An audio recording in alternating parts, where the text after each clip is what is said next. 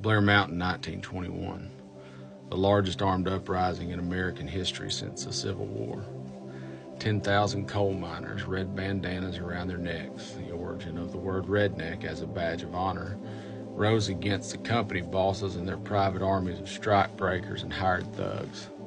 They fought not for some vague ideological vision, not for corporate tax loopholes or stock buybacks, but for the right to earn an honest wage and not be worked into the grave before their time.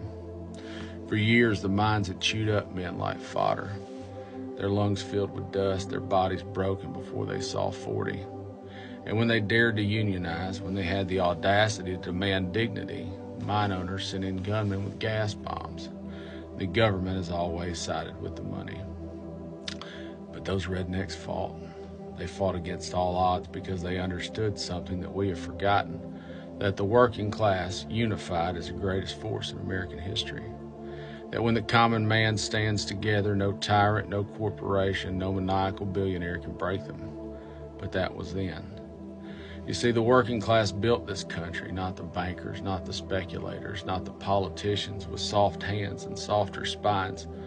The schools, the bridges, the cities, every steel beam, every brick, every stretch of highway was laid by men and women who, in return, asked only for enough to raise their families, for a future that looked a little better than the past. And for a while they had it. The New Deal, the post-war boom, the golden age of the American worker. Unions were strong, wages kept pace with productivity, and the middle class swelled into something that looked almost like the American dream.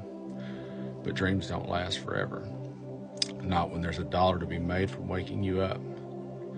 The ruling class never forgave FDR for making capitalism work for the people, so they set to work. And it started with fear, the fear of communism, the specter of the other, the great distraction that Nixon and Reagan mastered like a magic trick. They told the blue-collar worker that his enemy wasn't the billionaire gutting his pension, it was the black family moving into his neighborhood. That the real problem wasn't the factory closing and moving, it was the immigrants who had nothing to do with it. They convinced the white working class that the real threat to them wasn't men in boardrooms writing off their livelihoods, but the poor, the marginalized, the ones who had even less than them. And so the common man fell for the oldest con in history, the belief that with just a little more patience and sacrifice, they too might be invited into the halls of power. That if they just worked harder, voted the right way, and kept their heads down, they might one day join them at the table instead of begging on the floor. And as they were busy fighting amongst themselves, the charlatans went to work. They gutted unions, demonized collective bargaining, and turned the proud identity of the working man into a dirty word. They deregulated industries, turned pensions into gambling chips, and rewrote the tax code so that the richest paid next to nothing while the middle class carried the burden. Reagan told them that government was the problem, and then he made damn sure that it was. Clinton came in with a smile and a handshake and quietly sold them out just the same. Bush peddled wars and Wall Street bailouts. Obama cleaned up the mess but kept the rigged game intact. And by the time Trump came along, the American worker had been so thoroughly screwed over that they were desperate enough to believe the most blatant lies ever told from a podium. And yet, despite all of this, the spirit of Blair Mountain is not dead, because while they have spent decades convincing us to accept our own slow death, they have not yet erased the memory of resistance. The teachers who strike in red states, the auto workers demanding fair contracts, the baristas, bartenders, welders, and warehouse employees forming unions against billion-dollar corporations. These are the real resistance. The new generation of fighters who refuse to accept servitude in exchange for a paycheck.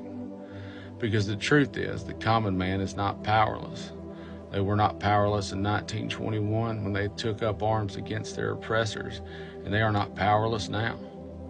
The billionaire class fears them, fears their ability to organize, to rise, to remind them that this country does not belong to the hedge fund managers, private equity vampires. It belongs to the people who actually make it run. And so the time has come to remember that our power is not in waiting for a politician to save us, but in recognizing that no factory runs, no road gets paved, no power plant hums to life without us. That the future belongs not to those who hoard wealth, but to those who build the world with their own bare hands. And we have been lied to, stolen from, tricked, and trampled on for decades. But as history has shown, we are only beaten when we believe we are. And right now, across the country, in union halls and picket lines and conversations around dinner tables, where people are finally seeing through the scam, there is something stirring. Blair Mountain was not the end, it was the beginning, and the fight is not over. Defiance till death.